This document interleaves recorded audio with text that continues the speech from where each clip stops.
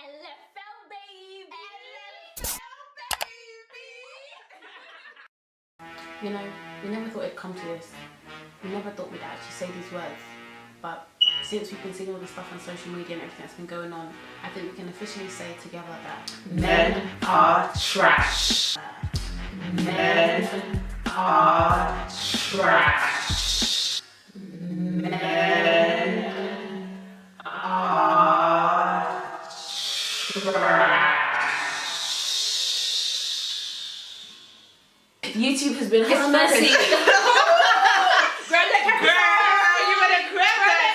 Girl, I need to have The tea has been spread up in this white tea world, yo. We have just been here minding our business, going to work. Yes, we are back finally after our sabbatical. I don't even know how many months it's been. Let's not talk about it. Yeah. You know, life happens. You probably want some long-winded explanation about what we've been doing, where we have been. But realistically, the truth is that we've just been living our life, man. It's all solid about it. You know, university finished, went on holiday. Peace out, baby. Asia, tell you liking that, of course. And then we come back, we started work. Like, we're just adjusting to the new lifestyle, and we're all working around the corners of London. We don't live together anymore, so just been trying to like rejig and refocus and figure out how we're gonna keep this Layfield family together. There's been a lot of spicy, juicy, hot, flavoursome tea on the British YouTube. For that reason, we've decided that we need to do a video addressing some of the things that can make one's man trash. Now, obviously, we have not been there in anybody's relationships. So we're not here to comment on relationships and what has come out on media. What we can say is that day in, day out, we receive a bunch of dilemmas from females detailing how their man has done this, their man has done that, their man has done this, their man has done... As time went on, he turned into a monster, ignoring me. He never wanted to hang out. I lost my virginity to him, and I bought him multiple items. He would take the items, be nice for a couple of days, and go back to the monster he isn't. But he'd do like disappearing acts, so like talk to me for a couple of months, then wouldn't talk to me for like a year, then it would just repeat. Last time I spoke to him, he promised that he wouldn't mess it up. But obviously he did. It's been going on since I was 13 and now I'm 18. I'm sure... Wait, 5 whole years? I'm sure she called him, as in the other girl, let's call her Sarah. The ex-girlfriend called the Cynthia's man? Sarah called, let's call him Michael. Sarah called Michael and said that she's pregnant. Jay received a bunch of dilemmas from females detailing how their man has done this, their man has done that, their man has done this, their man has done that. So today we're going to address 3 categories of trash men. A quick disclaimer before I know some guys will slide in our DMs and start weeping. Okay, not everyone is trash, but we're just addressing those that are trash. So if you're watching this video and you're feeling triggered, 97.5%. Calm down. it's time to check yourself. Because nothing that we are saying here should be touching you. That's number 1. Another disclaimer, we are not here to comment on anybody's marriage. We are not God. At all. We have no authority in those situations. Please, this is for people that are in similar boats to us. Which is... in relationships. What's that kind, bruv? In relationships and... It's a good thing. People now, they'll tell me I'm mad. Your favourite show on YouTube. Just to emphasise the fact that we don't believe all men are trash. Zoe, my man ain't trash. I'ma say that. My future man. Nobody husband that we're not gonna be trash. In fact, you watching this right now? Yeah. Husband not gonna be trash. all of the subscribers, reach forward. Reach forward.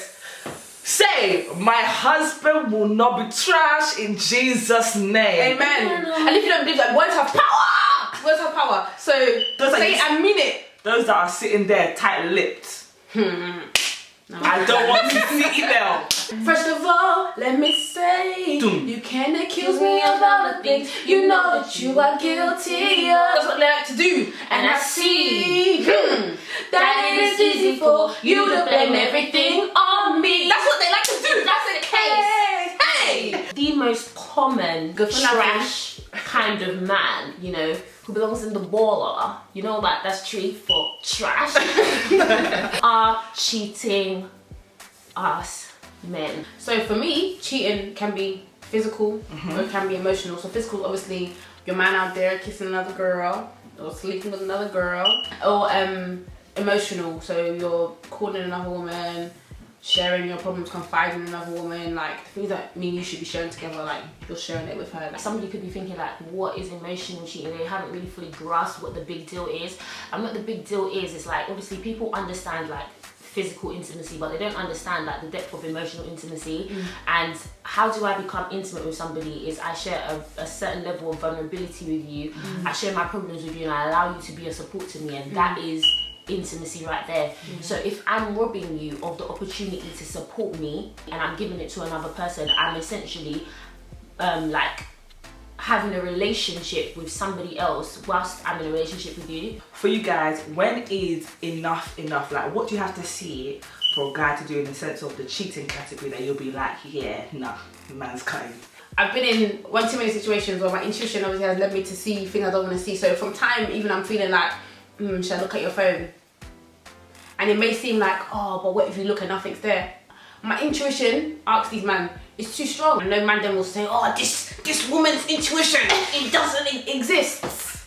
Because you guys don't have it. I mean, I'm so sorry that God didn't grace you with that skill, but a woman's intuition is a real thing. Because then you guys are not observant. They're not observant. Yeah, you're just not observant. You're not observant at all. I would always say to girls, like, just try one thing. If your man has his phone sitting on the table there, just don't even, like, you're not even going to open it, just reach for the phone.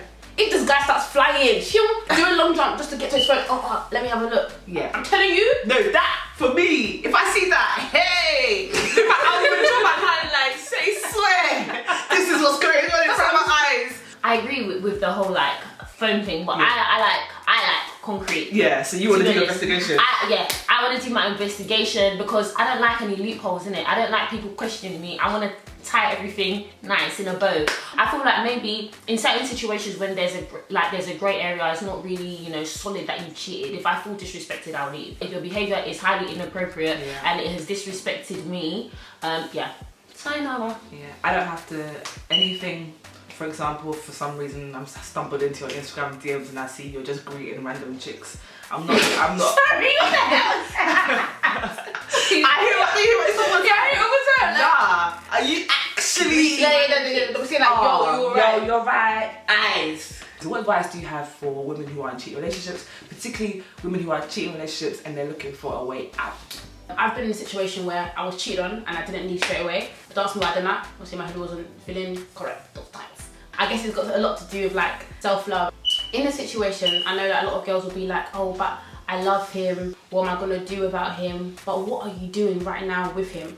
Like, when you're with him, you're crying all the time, you're upset all the time. I know what it's like. You try and forget about him cheating on you, and then you look at his face and you just want to kill him. Like, because you're actually sitting there thinking, like, how could you do this to me? And it's a very hurtful situation. And so the best thing to do is take yourself out of it. I know it might seem difficult, but you have to get to that place where it's like, okay, I do love him, but this time I love myself more. Me loving him hasn't got me anywhere. Me loving him means that I'm now broken. Me loving him means that now I'm upset. Me loving him means that he's taken from me and he hasn't given back to me. Me loving him means that I've been loyal to him and he's been disloyal to me. Me loving him hasn't got me anywhere in it, so this time I'm going to love me. And I understand it feels difficult because when you're in a relationship, a lot of your identity is shared with that person. Sometimes when you feel like, if I walk away from this person, I don't really recognize myself anymore because I saw a part of myself in that person. How I kind of thought about it when it happened to me is that I think of myself as a loyal person. I wouldn't betray someone. So if I identify myself with you and you're doing that, I don't want to be a part of that,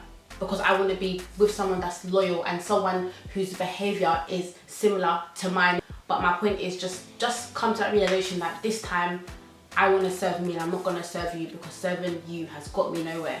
And that's all. My advice, no matter how long you've been with that person, to say, if this person has cheated on you, I just feel like they're likely to do it again. And I feel like you're not married to that person. You don't want to be in a situation where you're married and things are more difficult for you to walk away from. You deserve better than to be cheated on. And I also feel like you have now created a precedent where this kind of behaviour is allowed to happen. You've taught that person that I can do such things to you, I can treat you this way, and you will still accept it. I don't know. At the end of the day, by him cheating, he has disrespected you. He has disrespected your character, your reputation, especially if the community know. You know what, I'm just going to add with what Beverley said, like, about your reputation. We're not talking about amongst your friends, but men actually prey on women.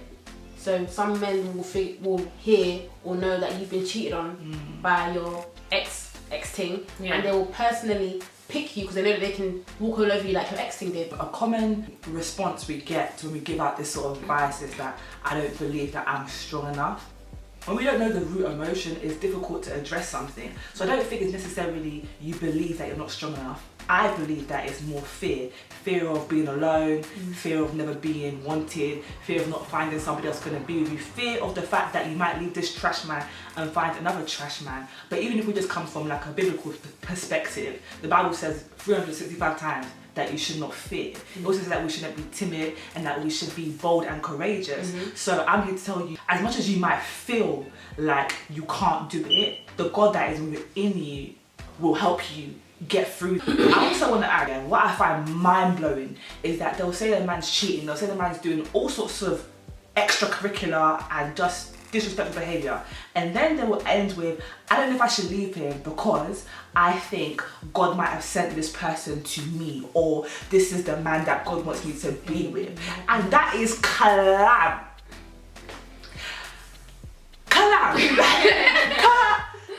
Because anyone that has a relationship with God understand that God loves them. God loves you. He's not going to send you somebody that's going to disrespect you day in, day out. There's a Bible verse, 1 Corinthians, of love is patient, love is kind, love is X, Y, and Z. Put your partner's name where love is. If those sentences don't match your partner, then baby girl, you shouldn't be with that guy. And even especially pertaining to cheating, love is not self-seeking. Cheating is a selfish act. Whether it's you're looking for immediate gratification during sex or some other kind of gratification during emotional cheating, it's all about you because you're not thinking about your partner when you're doing it. I know a lot of people, a lot of women, they also have the defense to stay with a cheating person that this person loves me, yeah? I'm not here to get into the argument whether this person does or does not love you, but what I want you to ask yourself, is this the kind of love that you want? No weapon can fall against me. Bro, that song shall prosper.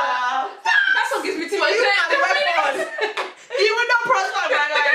When it comes to abuse, there's a lot we can touch on. So we don't believe that in this video we can do much justice to the topic. So we're gonna give a very brief, really condensed, just smaller the topic right down, but we're gonna tackle this in a future video. There's the very obvious physical abuse. If anybody's punching you, pulling you, pushing you. Actually, anything whereby somebody uses any kind of physical force to harm you or intimidate you, verbal and emotional is any kind of manipulation of words or your emotions to hurt you and to, you know, make you feel less than. This is one of the statistics, well, some statistics according to livingwithoutaBuse.org.uk. So domestic abuse will affect 1 in 4 women and 1 in 6 men in their lifetime. So if we had a 4th person here, one of us will be getting, domestically abused. That is crazy. And then this is the one that really shocked me. So this kind of abuse leads to, on average, 2 women being murdered each week and 30 men per year. That's crazy. Look at how it ends. Yeah, that's like literally, ladies, listen, if you're in a relationship, you've been with this guy 6 months, don't care, 6 years, and he's putting his hands on you, he's doing things. In fact, if he's not even touching you, you get into argument, he's flipping chairs, sliding across the room, tearing down your doors, acting like giving you wild threats like he's gonna come over there and snap your neck in half, all those kind of things. Get out, because it literally could be, as you see from the stats, life or death. That program we watched, Murder by Your Boyfriend, people are being killed because of what their perception of love is. Love doesn't mean that I beat on you and I physically tear you down and I hurt you and I break your bones and I give you black eyes. That's not what love is. And you know what, yeah, listen, let me even like draw this in. A lot of people, you know, physically abusive relationships tend to feel like, they use this excuse of, you know, it's passion. I think it's borderline mental illness, right? Yeah. Not to kind of like dismiss it as this person doesn't know what they're doing, but this person is not okay. It always starts off with the small things, like they're a bit protective. That's how you think of it at first. Oh, this person is protective over me. At first you're thinking, oh, it's nice, so maybe you listen to him. Oh, I don't want you to wear this. You're thinking, yeah, he likes it, you know, he's protective and you know, he doesn't want men to be looking. So then you go and you change, or you know, you stay in with him, and then you realize, no, I actually want to go out with my mates, and he's like, you're not going anywhere, and barricades the door. Then he starts using his physical exertion to keep you isolated, and then one day you try to stand up for yourself, and my man slaps you, gives you a slap, mighty slap, gives you a slap, and you won't know where it's coming from. And then what do? They then beg for your forgiveness. Sorry, crying. One spirits crying. Yo, let her cry. How can you cry after you slap me? Do you know what crying is? That's another form of emotional abuse. Yeah, It's the highest form of manipulation. They don't know what else to do. They don't know what to say. It's a big power move. I hate when kids do it, and I hate it even more when men do it. Listen, don't let any tears fool you from a man. Oh, because he's a man, men don't cry. Yeah. If he's crying, he must be sorry. Really No, let me cancel that mentality. I want to destroy that pathway in your brain. If he's crying, he's got nothing else to the last resort. He's the last thing. Sometimes red flags can be the guy, he's making like aggressive stances towards you, moving it towards you. So you said something, he's like, what? Why are you raising his chest? Come and speak to me. Maybe he's backed into a corner. Maybe he's punching the walls around you just to show you. Are you King Kong? Are you King Kong? Why are you punching walls next to my head? Is something bothering you? Okay, do you know what it is? All of these are all tactics to what? Yeah. Intimidate. And to make you feel what? Small. So, do you know what? I feel like verbal, is much more of an issue. Okay. Not necessarily much more Common, of an more issue. common issue? I think like it's more common and it's more insidious in relationships, because like I feel like from coming from like African backgrounds or even Caribbean backgrounds, you're so used to verbal abuse. Yeah. From parents, you know what I mean? Useless goats. That is Your mom stupid. How many times have you called an idiot? Stupid. I don't have to say idiot with power. Yes. Idiot. They're so Yeah. idiot, stupid, idiot, useless. They used to be abused verbally. It's true, you know. So I feel like, you know, a lot of people will take that into relationships because you have that kind of interaction with your parents. You know, as African children, we've built a tolerance to it when it comes from your parents. But when it comes from somebody that you're romantically involved with, it begins to break down on you and chip at you and wear you down, especially if your love language is words of affirmation. If somebody keeps telling you you're useless, you know, you can't do this, and they're just always criticizing you, it makes you feel like less of a person. And what it does is it kind of makes you like emotionally dependent on that person, because you're always trying to seek to make that person happy. And that is a form of manipulation, because they know that if I say this to this person, I can make this person do X, Y, and Z by the things that I say to them. And like your partner, realistically, is supposed to speak life into you, is supposed to build you up, let you know that, like push you, speak and like motivate you, make you want to be more than you are, not tear you down, not make you feel worthless, not make you feel like you'll never be anything without that person. All of these things are all to control somebody, and the way you control somebody is you must first break the man, and then you can mold the man into whatever you want them to be. I don't know if any of you guys watch Game of Thrones, but you know when Theon Greyjoy got kidnapped by Rose Bolton or whatever, and he told him, he broke him, said, what's your name? Even they did in Kunta Kinte, stripped him down his name. To Daniel in the Bible, the king took that Daniel and then kept him with him, and then tried to change what he was eating, tried to change his language, tried to teach him about his ways. So you've taken somebody from what they know, who they are, and you try to feed them a whole new lifestyle to make them into ultimately somebody who believes that they're lesser than you. Anyway. Yeah, when she's taking it to the point of like when his sister came to come and get him, it's kind of like, I know a lot of us have been in a situation where you have a friend who you can tell this friend is a relationship you don't need to be in, and you can point out to this person, bruv, look at what is going on, and they tell you, no, it's calm, like it's cool, like no, it's alright. Or even like maybe you say, oh, look how he speaks to you, he's calling you fat, like, are you alright? Like, he doesn't even respect you. And the person will even say, oh, but it's true, I have to put on weight though. Yeah. And it's not even just things like to hear fat and ugly, you think, oh, it's a trigger word. When someone goes, shut up! Yeah. Yeah, tell you to shut up. Shut up. You know what that is? Another thing, like verbal and emotional, is not only like to manipulate your feelings, but they will try to humiliate you. And it's all about like, if I can break you down and tear down other people's perceptions of you, other people won't try to save you because they will feel like you are comfortable where you are. This is who that person is. I won't try to, you know, come and tell you that your man is cheating, or I won't come and try to tell you that this guy's doing X, Y, and Z because I think like you're fine with this. Yeah. What advice do you have to anyone else watching this video right now as a abusive relationship? Like when you're being abused in any of these modalities, it really does tear out your confidence, it really does tear out your self-esteem, and they can make you feel worthless, hopeless, And the worst thing is to be without hope, because you don't fight for anything anymore. But you are worth being honoured, and obviously it takes your power and control away. And by leaving, that is you regaining your power. You need to report the violence. Report the violence is so important. Because if you lose a relationship and another person gets into a relationship with that person and they start exhibiting those behaviours, the police has a record of this stuff, and then it can help to bring this person to justice. If you don't report it, that person's just going to be living their life, you know, beating down other people. So report it and get help. Like if you've been domestically abused, there's a lot of pain and brokenness and potentially PTSD, post-traumatic stress disorder that you're experiencing, that could manifest in your life in different ways, such as depression, anxiety. It could manifest in your relationships. You could even become an angry person and become a perpetrator, and even, you know, self-harm. So there's just so many different ways that it could manifest in your life. Get help for it, because it is serious, and most importantly, stay safe. As well, like, don't isolate yourself in the situation. Like, I know, like, a lot of abusive relationships, people move away from their families, move away from their friends, and the perpetrator is kind of intentional with that, because they know that if I have this person, as you were saying before, in this bubble, then I can like pull their string as I please, I can control them. But even if you're watching this video and you're thinking some of the things that you're saying I can relate to, he doesn't really speak to me nicely, I realise that he doesn't really like me going out, and he kind of does control what I'm saying off.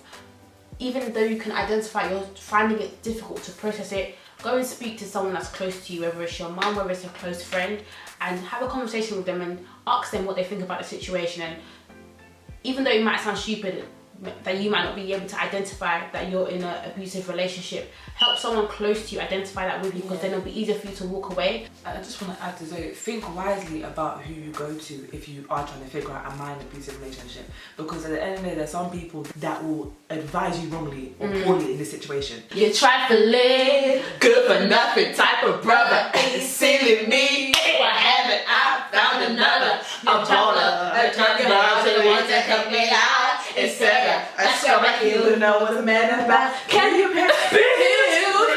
Bills, I know you can pay my phone. Thank you to Zoe and me all through.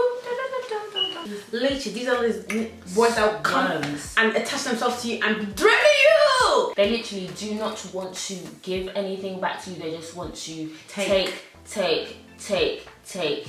and they will continue taking until you have nothing left. So you must guard your heart. You must be vigilant when it comes to identifying leeching type of behaviors. Okay, this is somebody who, you know, they'll be asking for extravaganza on their birthday, let alone when it comes to your own birthday. Do you even get a card? Where are they? Do you get happy birthday? Where are they? No. And you know, the thing is, I think a lot of men, they use manipulation for it. So maybe like, if maybe, let's use weight for an example. If you're maybe a bigger lady and you know you feel like maybe you'll confide in a guy, oh, guys don't really find me attractive, no, but he'll be like, oh no, baby, you're big and you're beautiful. So he'll raise you up with his words, then be like, oh, you know, I need 1k because you know how I'm trying to apply for that job, I need to get some new suits. And because he's gassed you up, you're feeling good about yourself, then you'll feel obliged to hand over the money because he's so good to you and he's so kind to you. You haven't known that before. Like, what they try to do, they make it seem like you are the only way that they can get what they need. Yeah. You know, make it seem like it's a life or death situation and you are the only source. And particularly you might feel as someone's girlfriend or someone's boyfriend that you are obliged to, you know, help fund that person. But if somebody is in the same situation as you financially, yeah, they have no right to come and be asking for extravaganza left, right and centre. Yeah.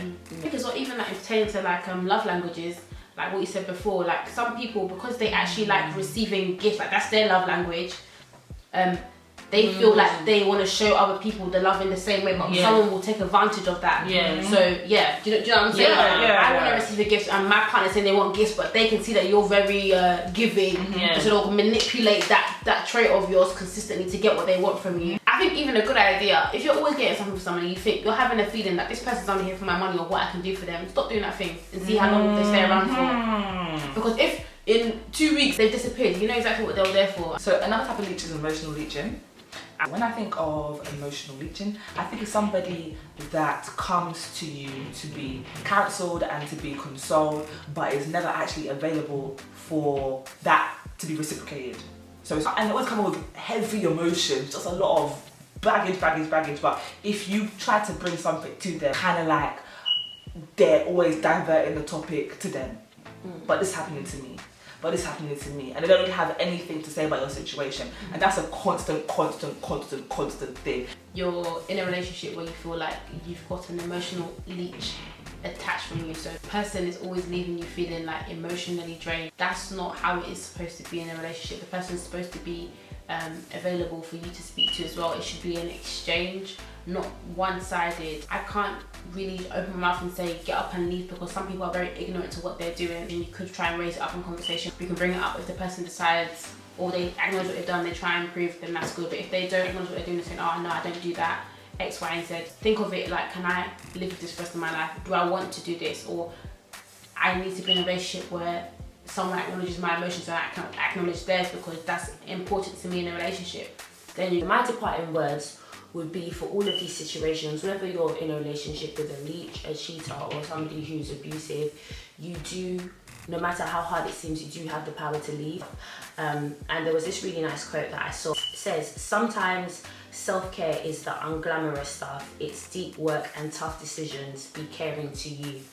And you know what, a lot of times when people talk about like self-love and just learning to love yourself, it's always about, you know, make it like getting happiness from within, so pampering yourself, you know, making yourself feel good. But most of the time when you are talking about self-love and working on yourself, it is confronting some of the dark, you know, things in your life, or making some difficult decisions, or doing things that don't necessarily make you happy, but in the long run will be beneficial to you. And something that I've just placed on my heart, thank you Holy Spirit, in these difficult situations, or when you have to leave a situation that might be difficult, if you are a Christian or you're not, but you're trying to seek God, like just trust in God and He will come through for you. That it might look like it's going to be a difficult walk for you, but God will make it easier for you. If you're looking at Matthew, come to me all those who are weary and burdened and I will give you rest. Like there's so much peace that can be found in God in these situations, where it may seem like there's no light, He will illuminate the situation for you. He will reveal to you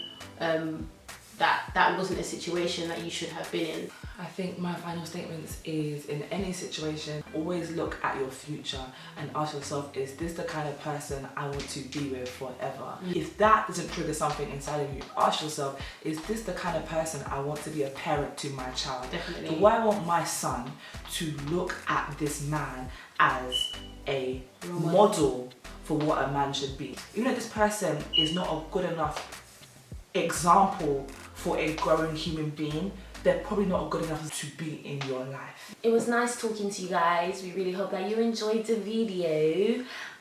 You're gonna have to bear with us for the rest of our videos, because like we said, we don't live together anymore. We work in individuals and we live in different parts of the London town. So we're just working out the logistics about who's going to do editing and filming, etc. But you know, by God's grace, we will have all of these logistics done by the next coming year. But we do have like our vlogs and stuff coming up. So stay, like, if you haven't subscribed to our other channel, Living the Vida Loca, make sure you do that, because we're gonna have our vlogs from our holiday. So yeah, see ya. Arrivederci. Deuces.